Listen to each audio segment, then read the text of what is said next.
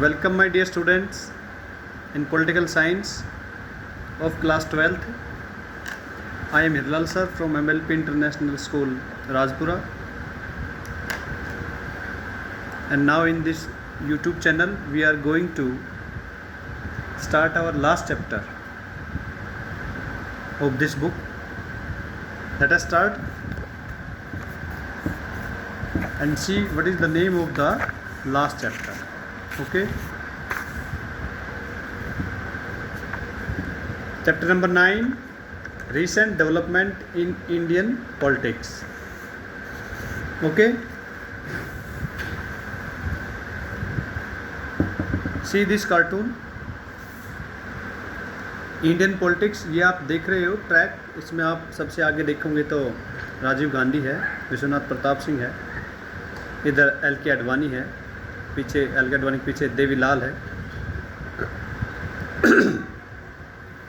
नीचे आप देखोगे तो इधर आप ये नीचे आग लगी हुई है सोसाइटी में नीचे.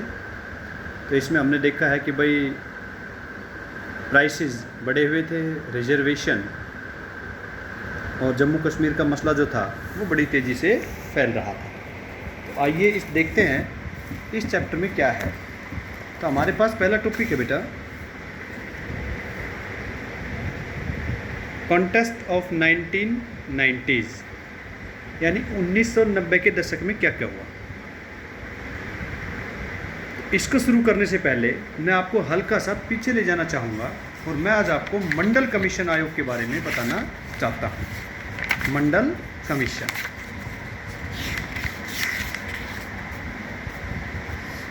ये एक बहुत ही बढ़िया टॉपिक है आपके लिए.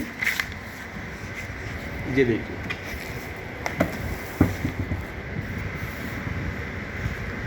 मंडल कमीशन जो है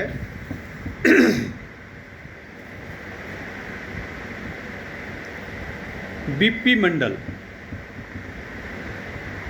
ये इसके चेयरपर्सन थे. बीपी मंडल जो है 1918 डेट ऑफ बर्थ 1982, वो एक्सपायर हो गए थे. MP, member of parliament from Bihar, member of parliament Bihar से रहे हैं फॉर 1967 से 1970 तक ये एमपी रहे. And 1977 and 1979 chaired the second backward classes commissions that recommended, यानी ये चेयरपर्सन रहे हैं किसके, ये जो मंडल कमीशन जो है इसके.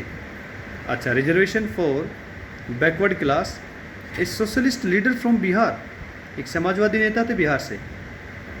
Chief minister of Bihar, Bihar के चीफ मिनिस्टर भी रहे हुए हैं बेटा ये, for just a month and A half, लगभग 1.5 महीना ही ये बिहार के चीफ मिनिस्टर रहे हैं.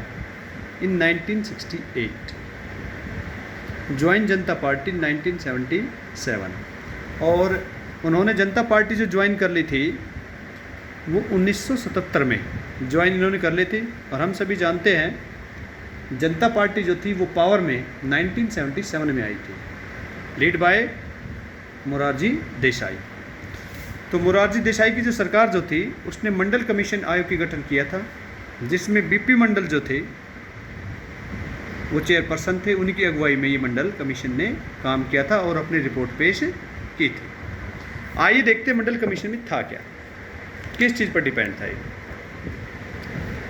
Reservations for the OBC were existence in the southern state since 1960. बताया गया है कि भारत जो दक्षिणी भारत जो है उसमें जो ओबीसी जो है यानी अदर बैकवर्ड क्लास जो है उसके लिए रिजर्वेशन जो थी यानी आरक्षण जो था वो 1960 से ही काम कर रहा था, इफ़ नॉट अर्लियर, इससे पहले नहीं, उसके बाद ये काम करने लग गया था. But the policy was not operate in northern Indian state, लेकिन ये पॉलिसी जो थी बेटा ये उत्तरी भारत में लागू नहीं थी. It was during the tenure of the Janata Party government in 1977 और 79. कहते हैं इसका कार्यकाल तब आया जब जनता पार्टी सरकार बनी 1977 से और 79 तक. That's demand for reservation for backward class in north India, और इसने मांग की थी क्या, उत्तरी भारत में आरक्षण किया जाए पिछड़ी हुई जातियों के लिए. एट द नेशनल लेवल कि राष्ट्रीय स्तर पर strongly raised Karpoori Thakur the then chief minister of Bihar, जब चीफ मिनिस्टर बिहार के थे उन्होंने इस बात को उठाया। Was a pioneer in this direction, इस डायरेक्शन में उन्होंने पहला कदम उठाया। His government had introduce a new policy of reservation for in OBC in Bihar, उसकी सरकार ने बिहार में ओबीसी के लिए ये आरक्षण की नीति लागू की। Following this the central government appointed a commission in 1978 to look into and recommend way to improve the conditions of backward class। तभी जो केंद्र सरकार थी उसने एक कमीशन का गठन किया 1978 के अंदर, जो ये देखा किस तरीके से किन कंडीशंस में किन किन जातियों को बैकवर्ड क्लास में रखा जाए। This was the second time since independence, कहते हैं कि स्वतंत्रता के बाद ये दूसरी बार था that government had appointed such a commission, कि गवर्नमेंट ने कोई इस प्रकार का कमीशन नियुक्त किया है। Therefore this commission was officially known as the second backward class commission, इसलिए मंडल कमीशन को सेकंड बैकवर्ड क्लास कमीशन भी कहा जाता है। Popularly the commission is known as Mandal commission, और इसे मंडल कमीशन के नाम से प्रसिद्धि मिली थी। After the name of his chairperson Bindeshwari Prasad Mandal, इसका पूरा नाम था बेटा बिंदेश्वरी प्रसाद मंडल, इसी के नाम पर इसे मंडल कमीशन रखा गया। Mandal commission was set up to investigate, Mandal commission की जो हम कहे कि संरचना हुई थी वो छानबीन करने के लिए हुई थी the extent of educational and social backward class, कि ये देखा जाए कि कौन कौन सी जातियाँ जो शिक्षा के स्तर पर सामाजिक स्तर पर पिछड़ी हुई है भारतीय सोसाइटी के अंदर, and recommended way of identifying these backward class, और किस तरीके से इनको आइडेंटिफाई किया जाए। It was also expected to give its recommendations on the way in which backwards could be ended, इसने ये भी अनुमान बताया कि किस तरह से इनके पिछड़ेपन को दूर किया जा सकता था।